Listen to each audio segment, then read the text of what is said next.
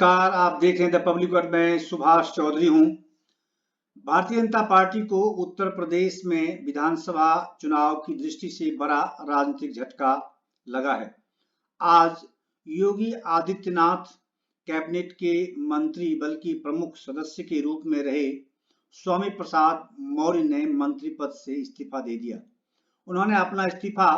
प्रदेश की राज्यपाल आनंदीबेन पटेल को सौंप दिया। खबर यह है कि उनके साथ 2-3 और विधायकों ने भी इस्तीफा दिया है। हालांकि अभी उनके नाम की पुष्टि नहीं हो पाई है। दूसरी तरफ स्वामी प्रसाद मौर्य ने तत्काल इस्तीफा सौंपने के बाद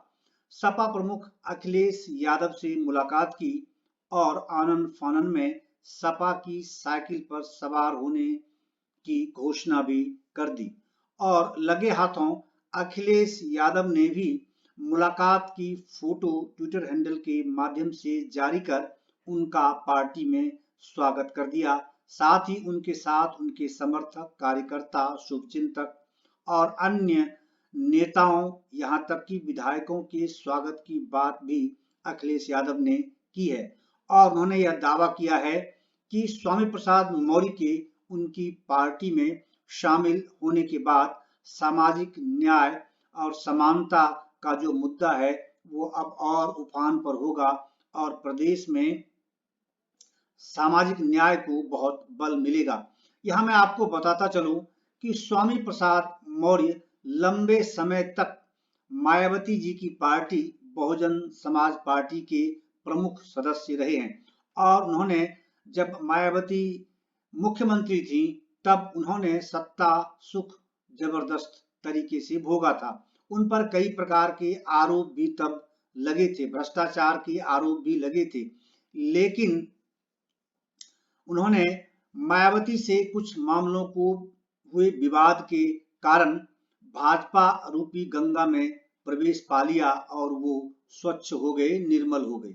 फिर 5 वर्षों तक उन्होंने वहां सत्ता का स्वाद पूरी तरह भोगा। 5 वर्षों तक उनको सामाजिक न्याय खतरे में नजर नहीं आया और अब जब क्योंकि विधानसभा चुनाव की घोषणा निर्वाचन आयोग की ओर से हो चुकी है, अब उन्हें सामाजिक न्याय का मुद्दा उनकी आत्मा में हिलोरें मारने लगा है और उनको लगता है कि उन मजलूमों या निम्न वर्ग के लोगों, पिछड़े वर्ग के लोगों, युवाओं या फिर निम्न एवं मध्यम वर्ग के जो व्यापारी हैं उनको न्याय अब उनको दिलाना है। तो इसीलिए और उनको न्याय कहाँ मिल सकता है, तो समाजवादी पार्टी में जाकर मिल सकता है। बहरहाल राजनेताओं की इस प्रकार की चाल से ये देश पूरी तरह अब अच्छी तरह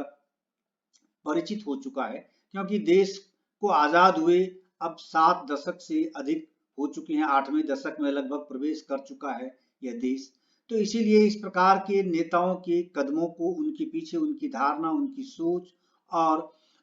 क्या उनका लक्ष्य होता है, इसको लेकर जनता पूरी तरह अब आश्वस्त रहती है।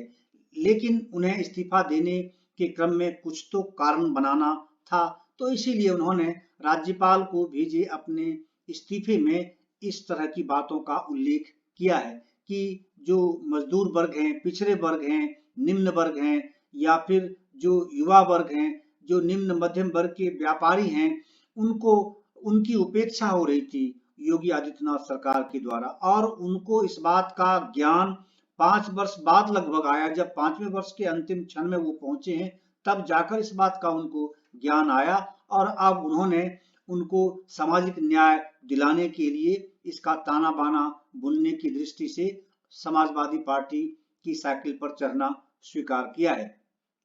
बहरहाल उन्होंने यह दावा किया है कि भारतीय जनता पार्टी के वो नेता जो अपने को बड़ा तोप मानते हैं, अब उन पर उन्हीं तोप से वो गोला दागेंगे और उनको उनकी औकात बताएंगे। इस प्रकार के अनर्गल बयान उन्होंने मीडिया से बातचीत में दिए हैं और उन्होंने यह भी दावा किया है कि कम से कम 10 विधायक उनके संपर्क में है भारतीय जनता पार्टी के और वो भी कुछ ही समय में या 1-2-3 दिनों के अंदर ही वो लोग भी इस्तीफे देकर समाजवादी पार्टी ज्वाइन कर सकते हैं।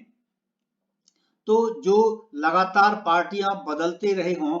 उसके प्रति उसकी विश्वसनीयता किस तरह से जनता में है, मतदाता कैसे उसको लेते हैं ये तो आने वाले समय में जब चुनाव होगा, उनके क्षेत्र में मतदान होगा, तब पता चलेगा। लेकिन अब तक वो मतदाताओं को इन्हीं मुद्दों का उल्लेख करते हुए छलते रहे हैं, उनके साथ धोखा करते रहे हैं। पहले मायावती जी के साथ सामाजिक न्याय को इन्होंने मजबूती दी और फिर उसके बाद भ्रष्टाचार में आकंठ डूबे, उन पर आरोप प्रत्यारोप के दौर लंबे तक चले। उसके बाद भारतीय जनता पार्टी उन्होंने ज्वाइन कर ली और फिर यहाँ आकर 5 साल तक वो इन चीजों को भूल चुके थे, क्योंकि वो स्वयं मंत्री विधायक रहे, मंत्री बने और फिर उनकी बेटी लोकसभा सांसद है, वर्तमान में अभी 2019 में बदायूं से वो लोकसभा सांसद है। तो ऐसे में लोग समझ सकता है कि वो किस प्रकार के न्याय चाहते हैं और उनकी उनकी उपेक्षा हुई या फिर जिस समाज का, जिस वर्ग का वो नेतृत्व करते हैं, जिस क्षेत्र का वो नेतृत्व करते हैं, उनकी उपेक्षा हुई। बहरहाल ये जनता के सामने है, जनता इन चीजों पर विश्लेषण अवश्य करेगी और आने वाले समय में उसका फैसला ठीक ठीक सुनाएगी। लोकतंत्र में इस प्रकार की उम्मीद तो की ही जा सकती है। लेकिन इस घटना से भारतीय जनता पार्टी को बड़ा झटका लगा है, इसमें कोई दो राय नहीं है। ऐसा लगता है कि भारतीय जनता पार्टी का जो पॉलिटिकल इंटेलिजेंस है, संभवतः वो ठीक ठीक काम नहीं करने की स्थिति थी, जिसके कारण से संभव है इनके कदम जो लड़खड़ा रहे थे, उसकी दिशा का ज्ञान भारतीय जनता पार्टी के नेतृत्व को समय रहते नहीं मिल पाया। इसीलिए ये अचानक इस प्रकार का उबाल देखने को मिला है और ये जो बबल आए हैं सामने पॉलिटिकल, इसको दबाने में भारतीय जनता पार्टी का नेतृत्व नाकामयाब रहा। लेकिन जिस समाज से, कोयरी समाज से आते हैं स्वामी प्रसाद मौर्य, और कोयरी समाज का अच्छा खासा वर्चस्व है मतदाता की दृष्टि से, अगर मैं आपको बताऊं तो उस दृष्टि से अब भारतीय जनता पार्टी को एक मजबूत विकल्प, इनके सामने एक लंबी रेखा खींचने की जरूरत पड़ेगी।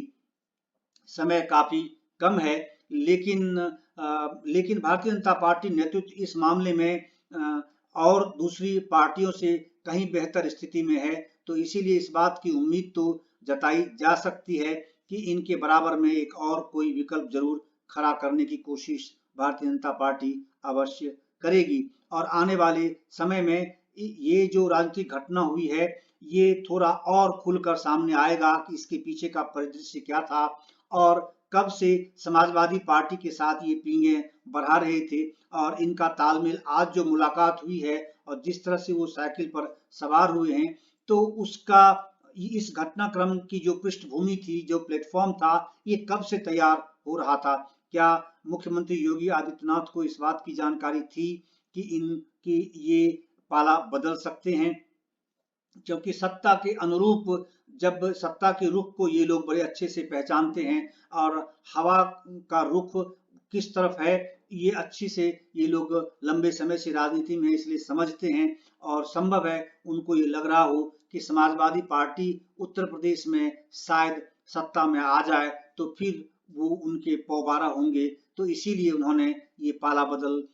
का जो रिस्क उठाया है, संभव है उनके लिए लाभकारी साबित हो, लेकिन जनता के लिए तो किसी भी दृष्टि से ये हितकारी साबित नहीं हो सकता, क्योंकि इस प्रकार के नेता जो सत्ता, जो हवा का रुख देखकर, राजनीतिक हवा का रुख देखकर पाला बदलते हों और बार बार सामाजिक न्याय का नारा देकर लोगों को छलते रहे हों, वो जनता का हित नहीं कर सकते। बहरहाल ये सब अब जनता के सामने है, जनता ही मालिक है, उन्हीं को इस मामले पर विश्लेषण करना है और सटीक निर्णय सुनाना है आने वाले मतदान के दिन। तो द पब्लिक वर्ल्ड में इस पेशकश में बस इतना ही। देश और दुनिया की अन्य खबरों के लिए देखते रहिए द पब्लिक वर्ल्ड। अगर आपने हमारे चैनल द पब्लिक वर्ल्ड को अब तक सब्सक्राइब नहीं किया है तो आप अवश्य सब्सक्राइब कर लें और आपका बहुत बहुत धन्यवाद, बहुत बहुत धन्यवाद।